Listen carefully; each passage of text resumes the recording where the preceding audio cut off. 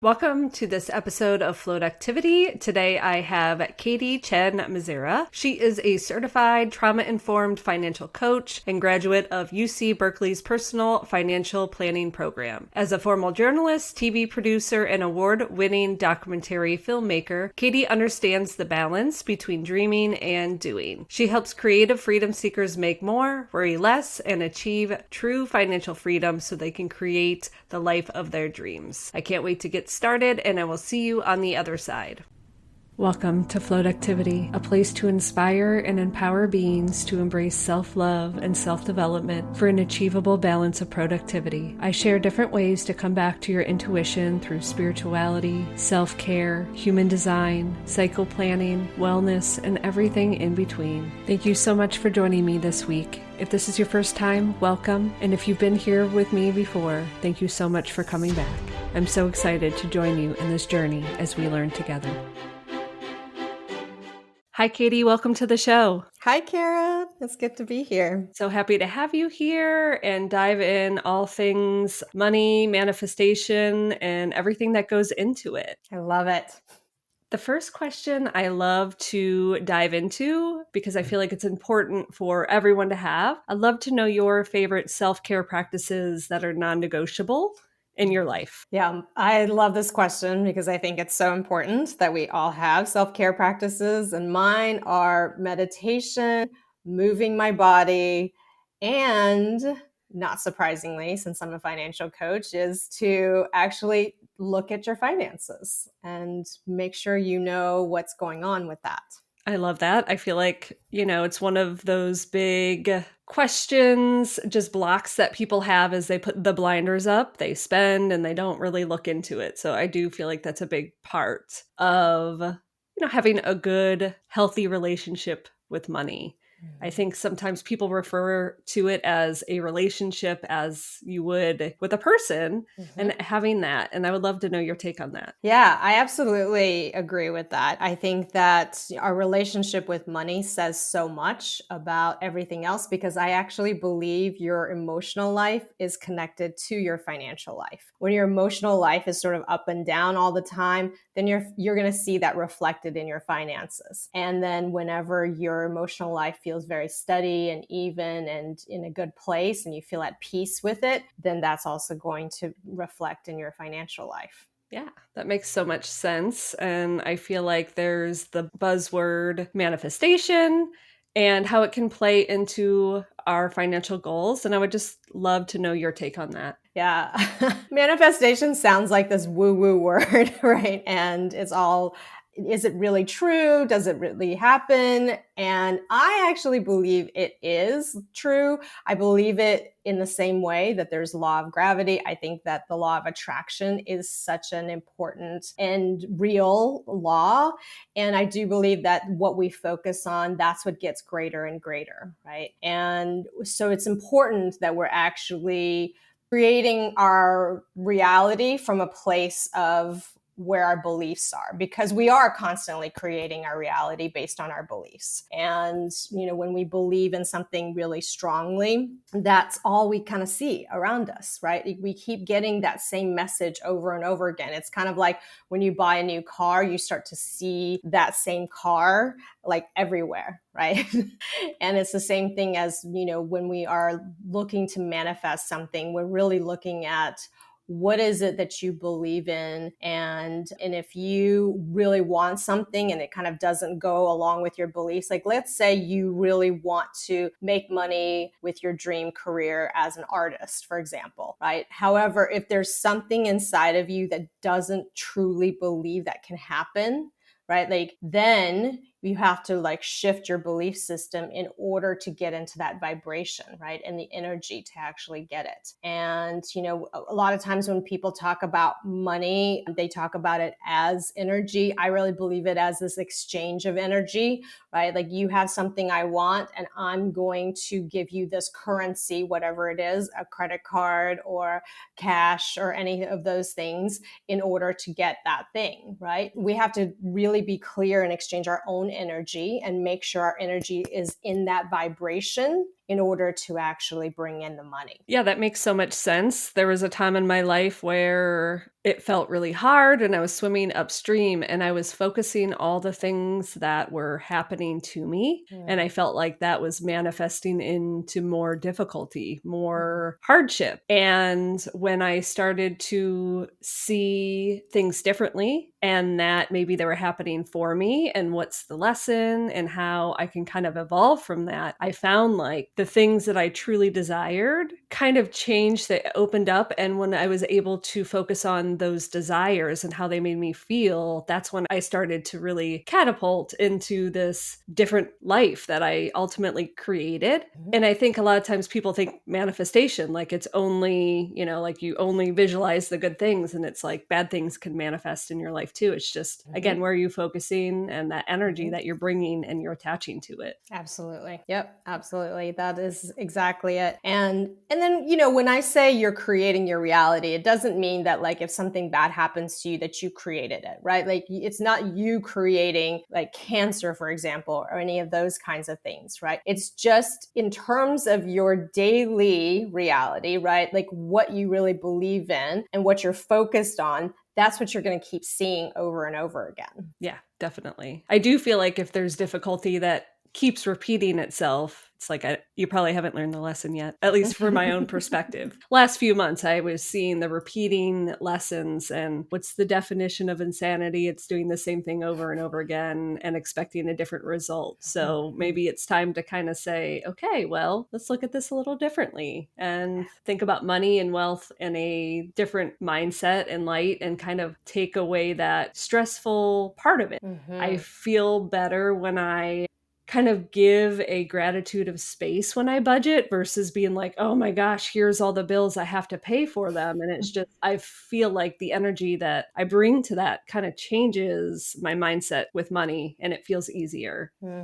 Absolutely. I mean, money in and of itself really has no meaning, even though we put a lot of meaning into it. Right? Like I always tell people, like money's made up, right? We as humans made up the concept of money. And so you get to decide what kind of value you want to put onto money. And, for me, money really just represents freedom, and the more freedom I have, or the more money I have, the more freedom I have. Yeah, I agree with that. I feel like I try to feel that emotion, and I feel like freedom is definitely a part of it. And also like security, freedom and security really resonates with me when I think about it, that I'm secure to be able to live my life, but I'm also free to do the things that I really want to do and cultivate that. Yeah.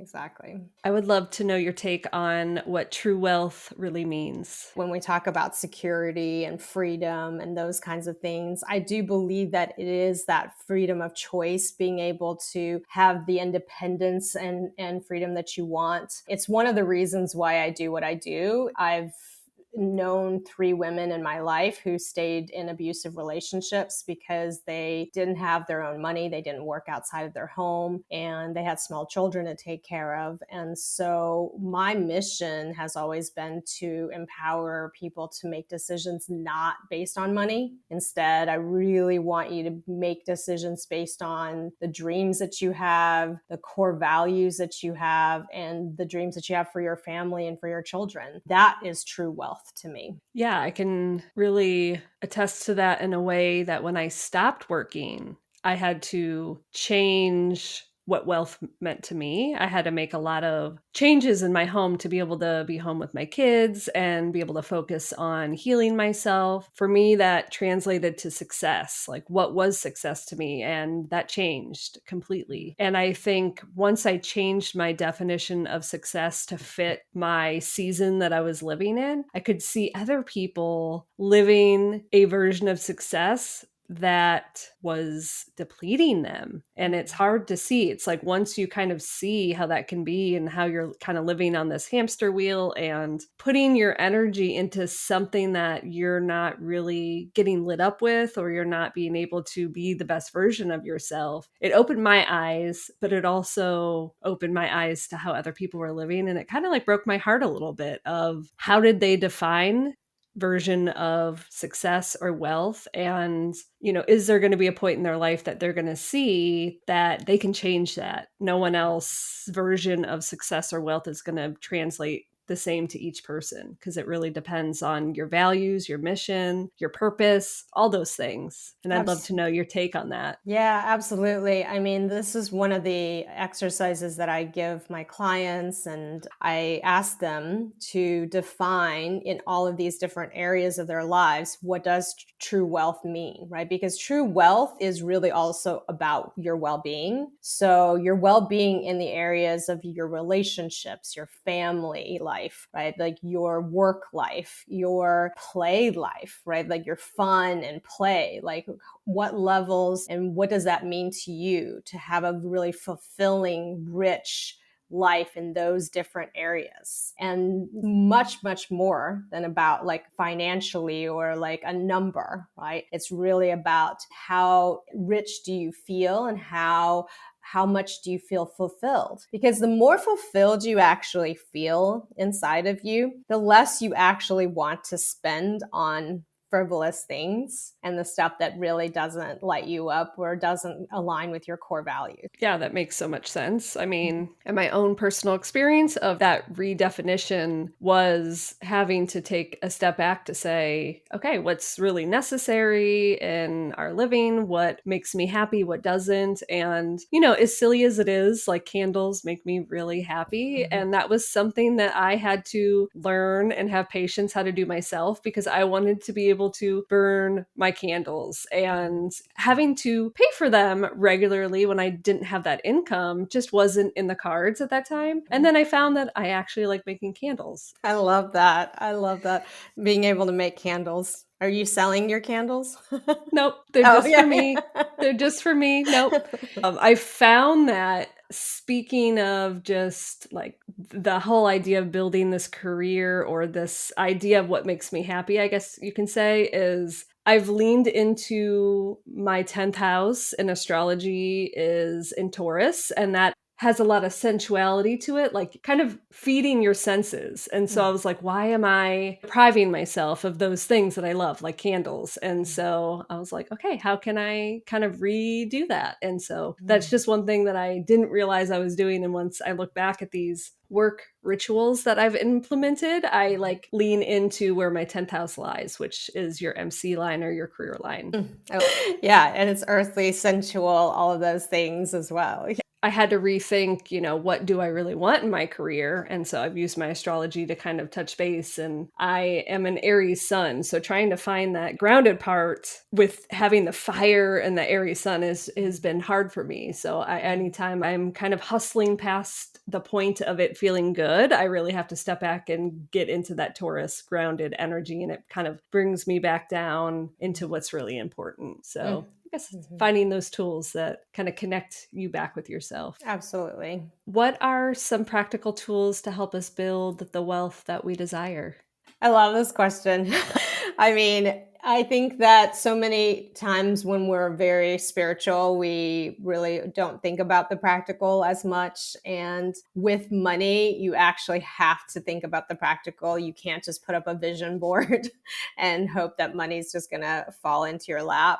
So, and this may surprise people because yes, you should be paying down your debts and savings and all that kind of stuff. But I actually want you to start from a very simple place of just tracking, right? Because the mind really loves clarity. The more unknown something is, the more we're going to fear it. So it's really important that you actually know what's coming in and what's going out, and just track it for 3 months. Right? I don't actually believe in budgets per se, because to me, a budget really feels a little bit more like scarcity. Like you're telling yourself, I only have this much money for food, or I only have this much money to go out with, right? And then at the end of the month, you're kind of running it down to zero, So I don't love that concept so much. However, I do love and I do advocate for you to track, right? Just simply track and see where your money is going from month to month. month. It helps you to become more conscious of your spending and what you're spending on. And then two,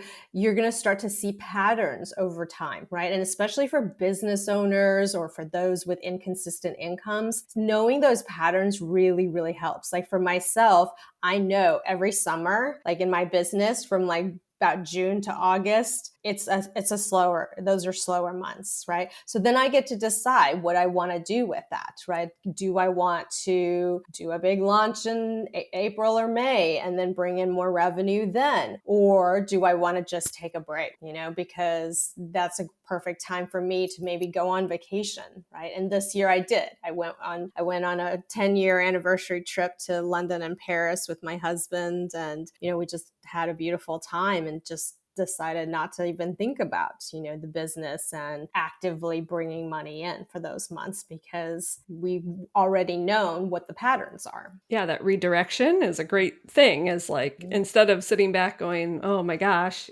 this is a slow time, it's like that manifesting thing. If like you get in your head and you're focusing on not bringing in the money because it's a slow time, and it's just kind of like, well, I'm going to live this abundant life and travel and kind of harness that and enjoy that time off. Like look at it as a blessing to say, I got to do this because I'm not as busy at work. So I love that you kind of flip that for yourself. Yes, absolutely. Yeah, you get to make those choices, right? Like what we were talking about when it comes to my personal values and then the meaning of what true wealth means to me. I get to choose during that time. And I'm making those choices out of a more informed decision because I know what those patterns are, and I've seen it from month to month, what it looks like. I'm a big tracker. I feel like there's a lot of things in my life that I have ultimately tracked, and I found so much power in the cycle and just seeing how those reoccurring things happen. I can make a strategy out of this. I can do something with this and say, okay, this time is a great time for me to plan, and this time is a great time for me to do things, and this is a great time for me to reflect and use those reoccurring patterns to your advantage and not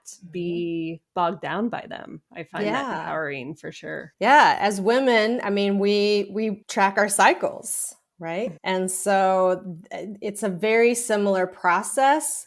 Sometimes it doesn't feel like money is in that same intuitive sort of flow, and yet it really is. And the more that you actually can attune yourself with that same type of flow in the rest of your life, like in terms of your monthly flow and your creative flow, then your financial flow is going to also follow that too. Yeah, I feel like the more we understand ourselves, our business, anything that is taking our energy, and we can tap into that, that's where the power is behind. It's just knowing, following it, and hopefully people that are listening have created some sort of cultivation with their intuition. And I feel like the more you tap into it, the intuition gets stronger, and you can kind of follow that to say, like, is this a good time to launch my business? No, it's not. Or is this a good time to collaborate or reach out? Yes, this is a great time. So finding those little things that we can pick up on as we track, whatever that may be.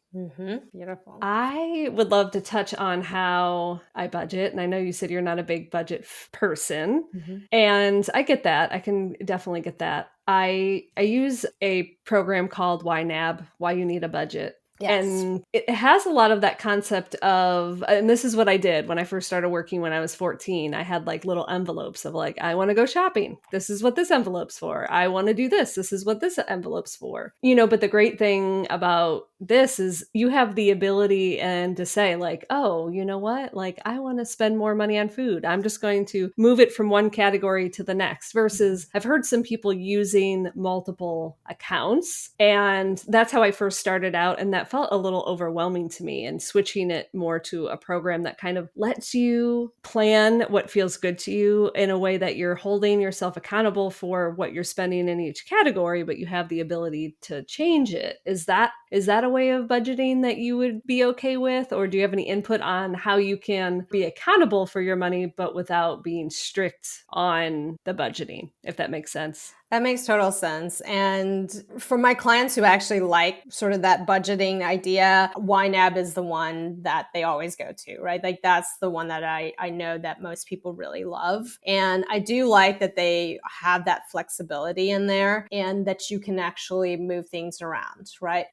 However, I do still believe that for the first 3 months when you're getting started, to just track, not move things around, not try to set a specific amount for yourself, right? Like just track it so that you actually understand what those patterns can look like. Then you can actually set those budgets, right? More easily and in a more realistic way as well, right? And be flexible with it, right? What I notice when I'm looking at a client's tracking sheet is like from month to month, what I'll do is in that proposed side, like where you're actually thinking you're budgeting, I want you to move that, right? The next month, like let's say you thought you were going to spend $400 on eating out this month, but instead you spent 1,000, right? It's not a time to beat yourself up over it, right? Instead, move it to 1,000.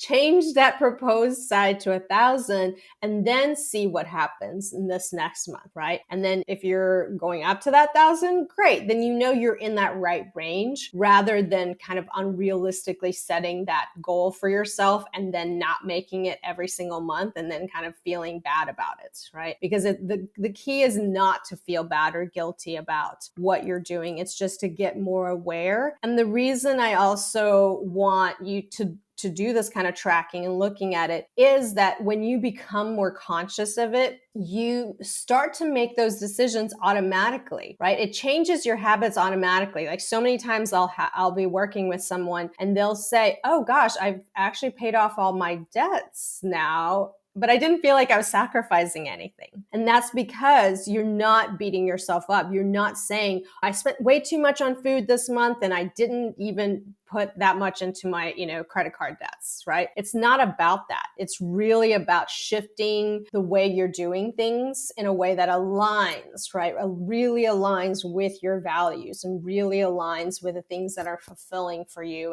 and lights you up. And then letting go of all those other things that actually you never really cared about in the first place, right? Definitely. Yeah. And that makes sense too. I mean, I say I can come from the YNAB budgeting mindset, but I've been on it for 10 years. And so there is never like oh my gosh, I can't believe I spent this. But I'm going to be aware of it next month to see, do I need to up that budget? Is it time that we're spending more money in this area? And one thing, my husband was like anti-budget when I brought this to his attention. Mm-hmm. And the reason I wanted to do it was he had a large amount of student loans. And I'm like, we can't pretend that this doesn't exist. Mm-hmm. Like it exists. We need to do something about it and let's focus on it. And he was like, I don't know. And I'm like, what are you scared about? And he's like, well, I don't want to feel like I'm depriving myself. Like I work really hard for my money. And I said, well, that's the whole point. We can talk about and make these different categories so that you know that when we have extra money, it's going into those categories that you want. And one of his things is going on vacation and not feeling like we have to budget. And I'm like, deal, like, that's fine. We'll make sure that when we have, the amount of money that we feel like it would be good to go on vacation, we can go because we don't have to worry about those extra pennies while we're on vacation. And so it took some convincing, but I think once I kind of broke it down for him was like, it's just more of a way that when we have that extra money, when we know that we can be frivolous, where do you want it to go? And I'll make sure that that happens. Yeah. That's so cool. I love that. Yeah. And it's one of the things that light me up would be very different from him. And so just having those different conversations of like, where are we going to put it this time? And what's the next thing we're saving for that we want to kind of enjoy? And since I started working at 14, like I work for something, not that I get something and then I pay it off. So also just having that mindset of like, ooh, like I really want this X, Y, and Z. Every time I have a little money, I'm going to put it in there. And then when the time comes, it's going to feel really good that I get to buy it versus charging it and then having that, ooh, I can't believe I just spent that money. It doesn't feel as good. It doesn't feel as like rewarding. Absolutely. It's so much more satisfying when you've actually like worked towards something. It's also the anticipation of it, right? Like so many times I've heard from people who say like even for a vacation, it's like that planning and the anticipation is almost even better than sometimes than the actual vacation, right?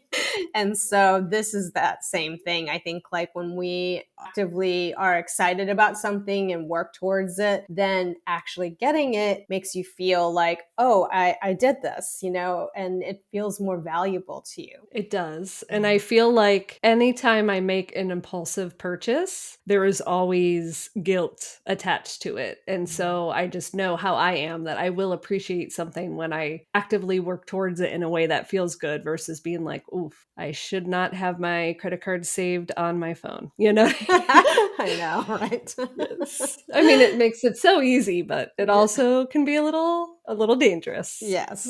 Now, my next question hits home a lot for me because I've really leaned into what lights me up, where I'm putting my energy. If I'm not with my family and my kids, what I'm working on, I want it to feel good. And so I'm having a hard time bridging that gap of making money and doing what I love to do and finding that in between spot. And I would love any intake that you have for that. So I'm going to bring up like right before this call, you actually drew a card. And the card was, you want to tell everyone? It is know your worth. Yeah. And so this is the key to this piece of making money doing what you love, right? Really, really knowing your worth and understanding it, and also being able to communicate it, putting out the energy of it, right? And worth to me is like your self-worth is equal to your net worth, right? The other side isn't true. Your net, lots of people with high net worth who may not have high self-worth, that's when they get themselves into trouble, right? Like that's why the studies have shown that 70% of lottery winners lose all of their money within 3 years. Yeah, which is crazy. And most of us can't even fathom that. However, you also can understand that, like, if you don't know your own self-worth, then it's so easy for someone else to come in, ask you for more money, or for you to even feel like, well, do I deserve this money, and start to give it out, right? Or start to spend it on a bunch of stuff that, again, you don't care about, right? That doesn't light you up, because all of a sudden you come into some money that you've never thought you would have, right? And to me, self-worth isn't really just like, I mean, it's kind of a buzzword now, right? A lot of times we talk about self-worth like, oh, like do your thing, go get it, and all of those things, and it's not just that, right? It's also, to me, it's knowing deep down inside of you, and it's a very quiet, powerful knowing of who you are and what you bring to the table, right?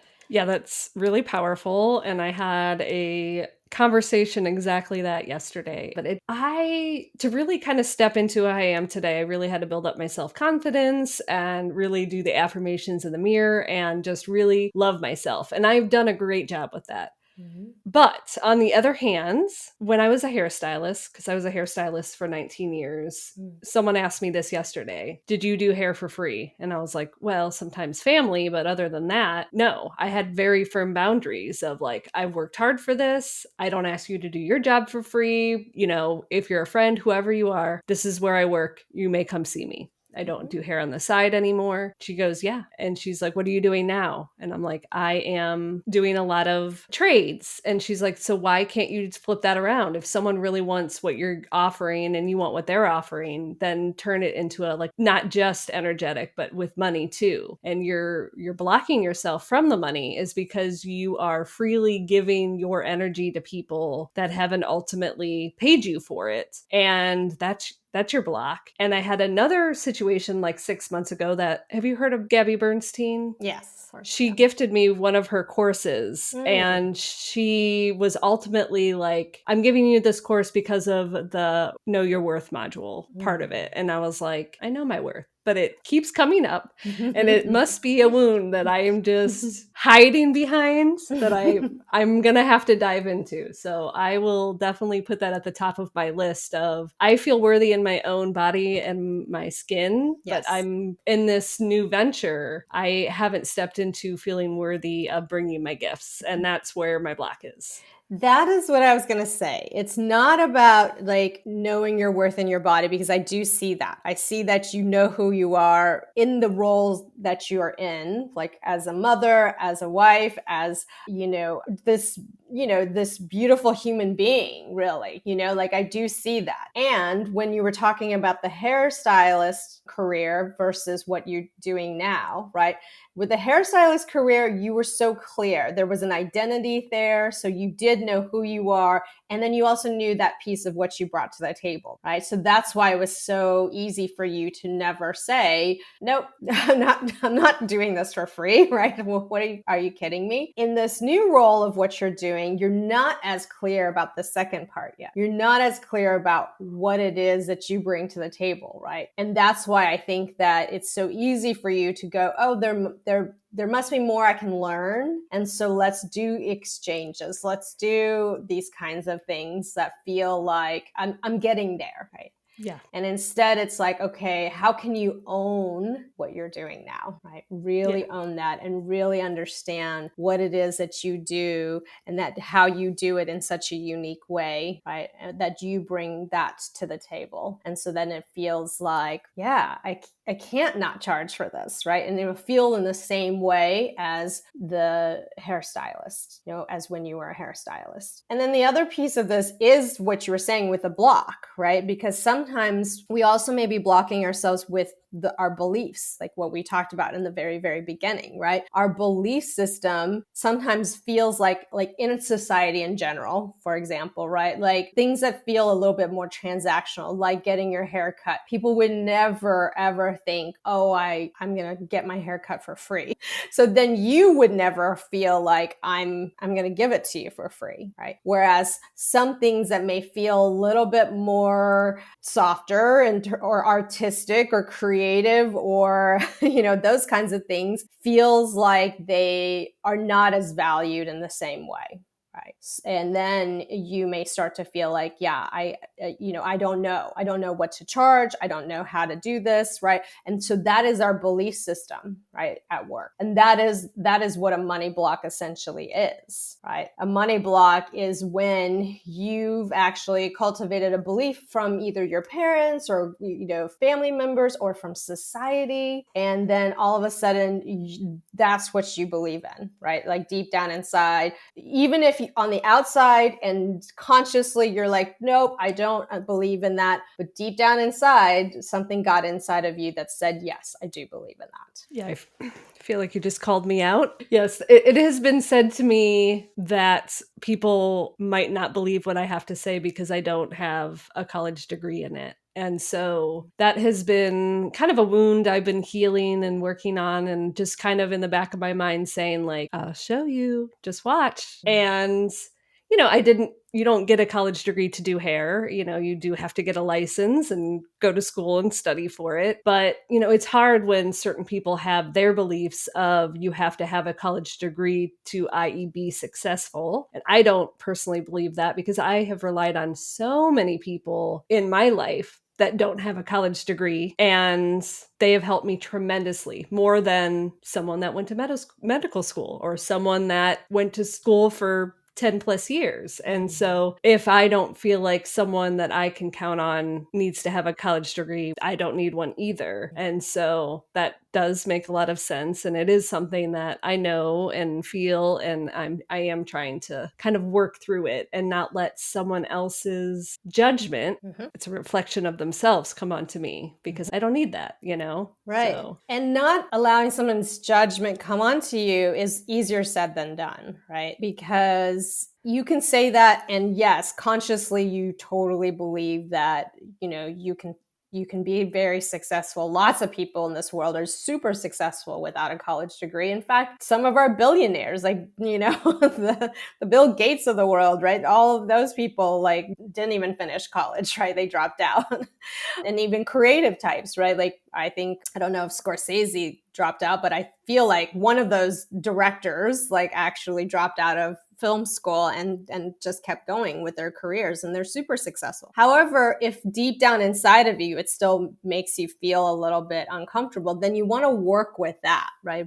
You want to kind of dive deeply into what does that really represent for you, right? The degree in what you're doing, like, why is that so important? Like, was there something in your childhood that where your parents really put an emphasis on education, or or anything else, right? Or something a teacher said, like, we want to find those little moments of like what it is that when somebody else's judgment comes up around that, it kind of triggers you, right? Definitely. I did go to community college when I was in high school, Mm-hmm. and then I decided that it wasn't for me. And so I went to beauty school, cosmetology school, and it did come up. Mm-hmm. And it was one of those that, my family maybe spoke of it, but it was kind of deflected from other people that they were ultimately saying, like, well, go to school for hair and then you can go to college. And it was just kind of one of those where it was like, oh, okay, so just doing hair isn't going to be enough for success in certain people's eyes. And I do feel like that's changed, because even though I don't do hair, they're still asking me to do their hair. You know what I mean? Like, they still want me and need me in that aspect. So it does benefit them in a way. But yeah, so it was something that happened then. And since I've stopped doing hair, it came up again, and kind of embrace it and understand how I can heal or move forward from it. Cause I do feel like there's been times where it's held me back. Mm-hmm. And so I appreciate you kind of helping me understand to release my money blocks. Is there suggestions for general other people that would maybe help them kind of go in and release their money block? Yeah. So, I mean, this one is a more challenging one to do on your own because it's usually very deeply unconscious, right? And so it's really important that you kind of start to explore it with someone else, with a coach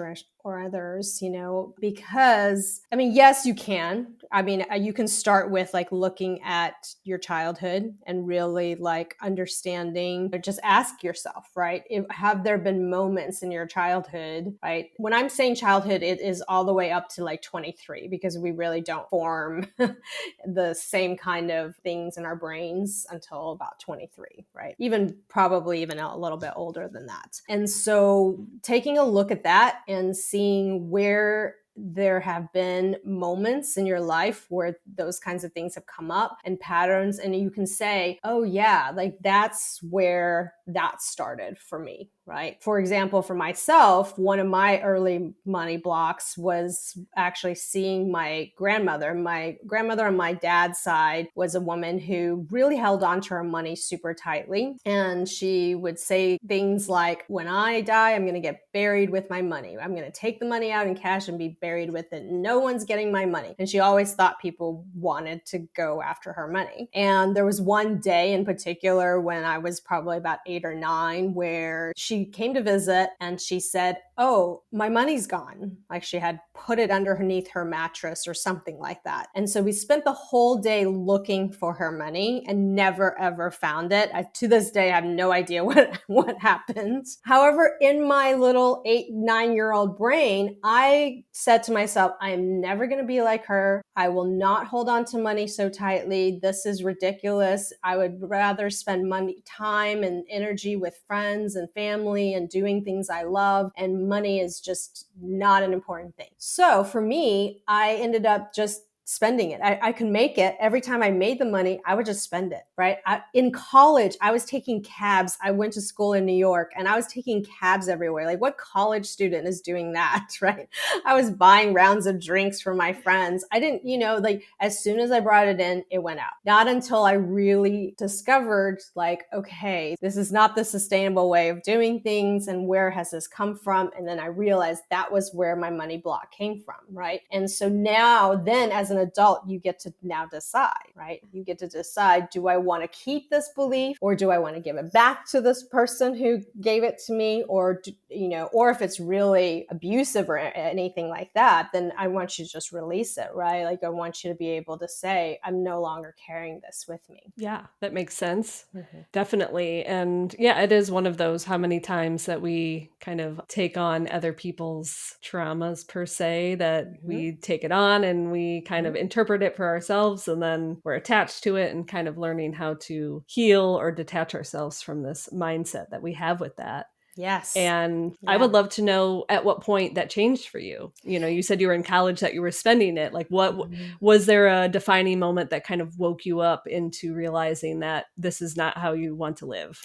Yeah, it was after my first job in television. So I was a TV producer for over 15 years before I became a coach. And the first job I ever got in television was a freelance job. It ended after a year, which was actually a really long time for a TV show, to be honest. Most shows you work on it for 3 to 6 months, and then you're on to the next show. This one lasted for a year. And then after the year was over, I was like, wait, how do people do this?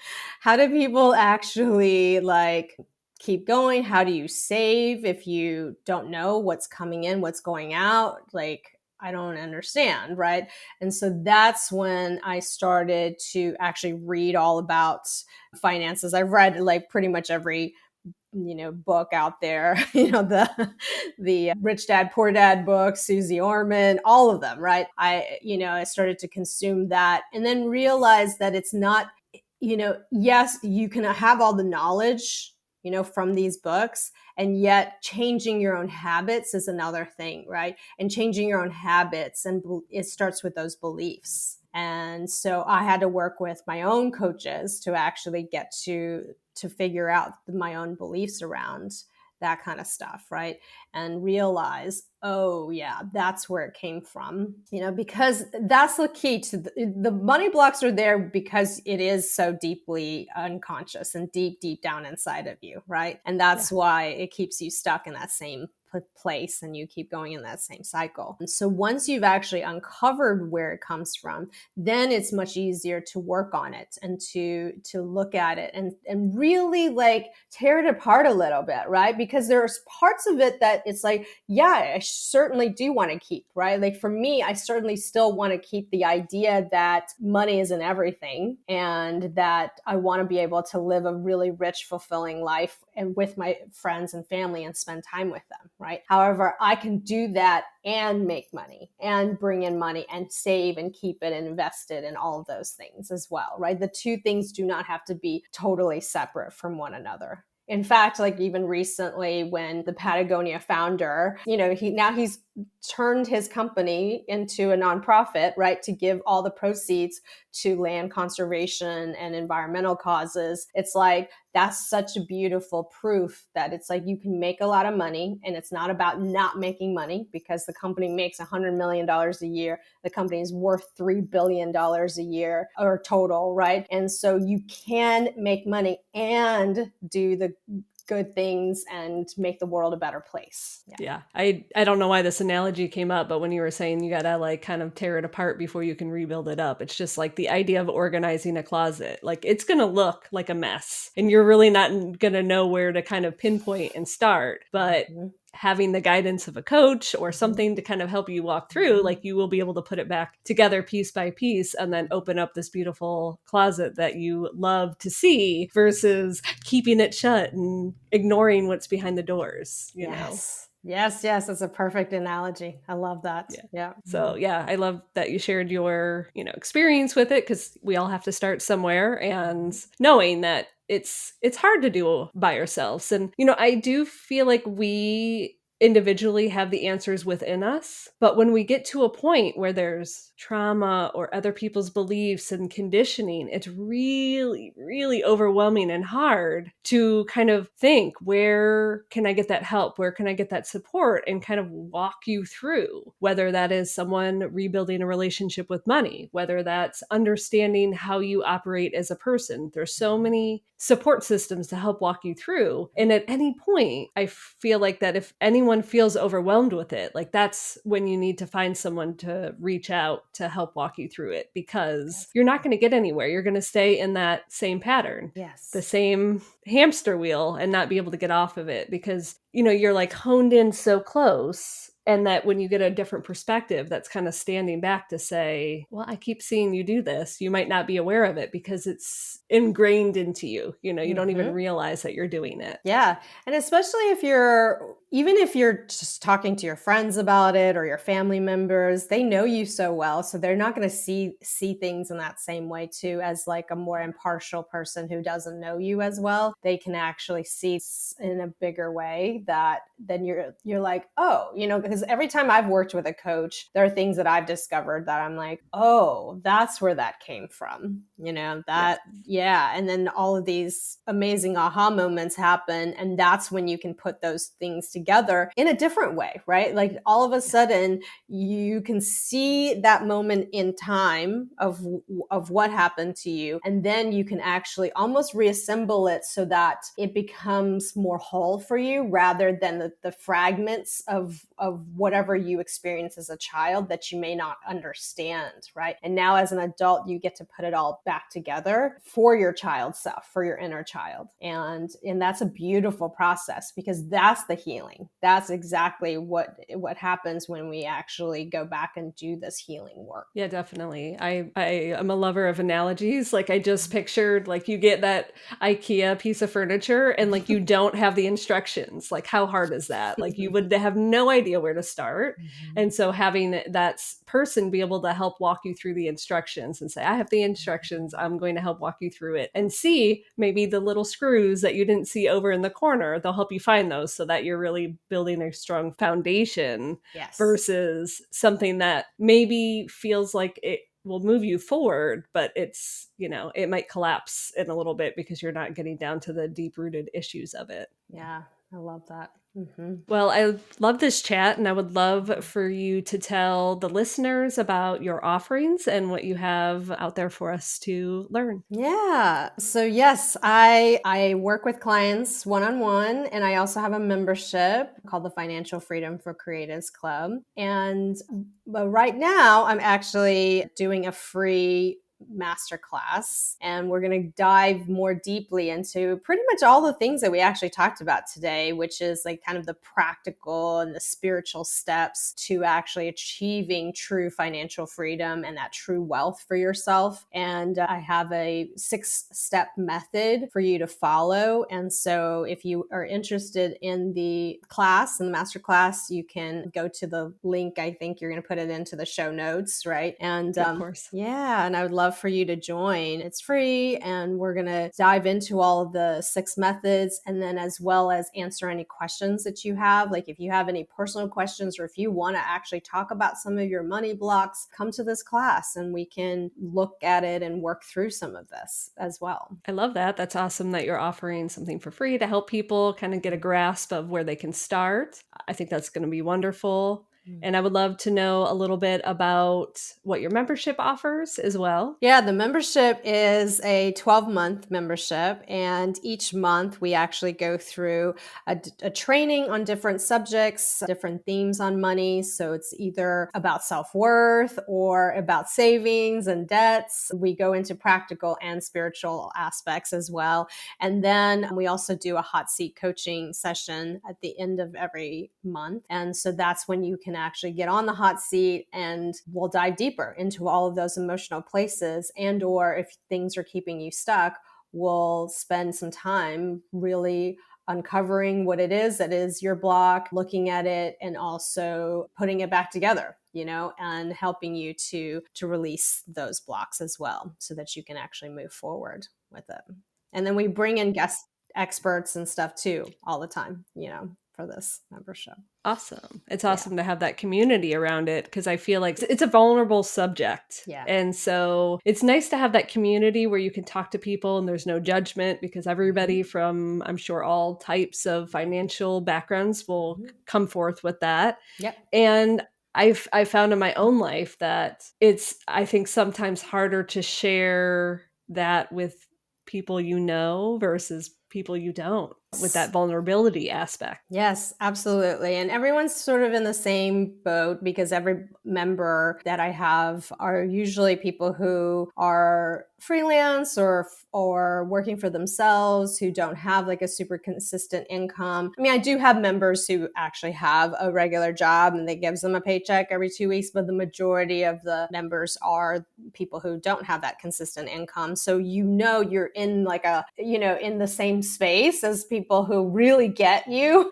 And then also, yeah, I do believe that, like Brene Brown talks about how shame likes to hide, right? And so the more that you can bring up and bring out the things that really affect you, especially with your finances, the less shame you have. And the less shame you have, the easier it is to actually get to those goals and to, pay down debts, right? Like I've had members who had $100,000 of debt and they've actually been able to pay it off within the year. And it feels magical the way that it all happened. And yet it was because part of it was because this person was brave enough to actually even say it out loud, right? And then all of a sudden the shame went away for this person. And then it started this healing process and made it so much easier to actually manifest a lot of money to be able to pay off this debt, Wow. So yeah. And before it just felt stuck and it felt like there was no way out at all,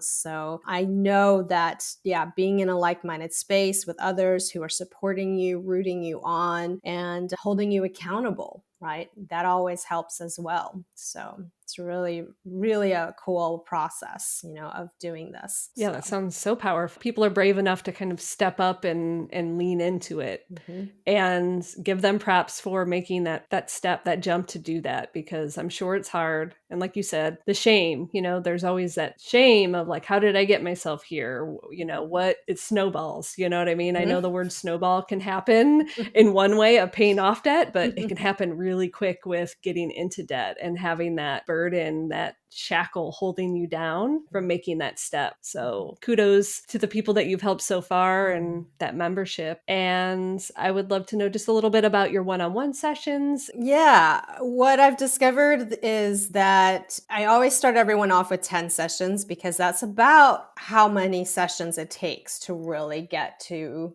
the goals that you want to get to. And sometimes it takes more, but most of the time it does not take less time.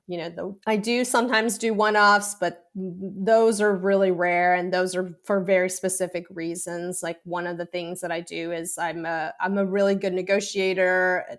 To me, it's one of my zones of geniuses. And so sometimes I'll help people one-off, like do a negotiation session, right? For rates or for even to buy a new car.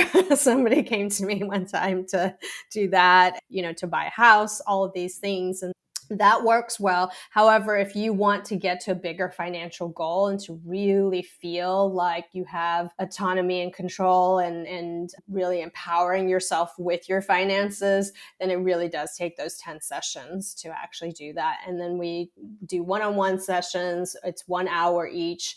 And we really dive deeply, right? We dive deeply into all of those emotional places and then start tracking. And I create a financial wellness plan for my clients, so I'm kind of a mix between like a holistic, I'm a trauma-informed coach, as well as I have my financial planning background as well. So I definitely do a lot of those kinds of things. And then we look at retirement goals and investments. A lot of people are like nervous about investments, and then I walk you through it so that it actually feels very, very doable, so that you can get started, right, with something as well, so that you can grow your wealth and not just have it sitting in a savings account that earns like 2% interest. Yes.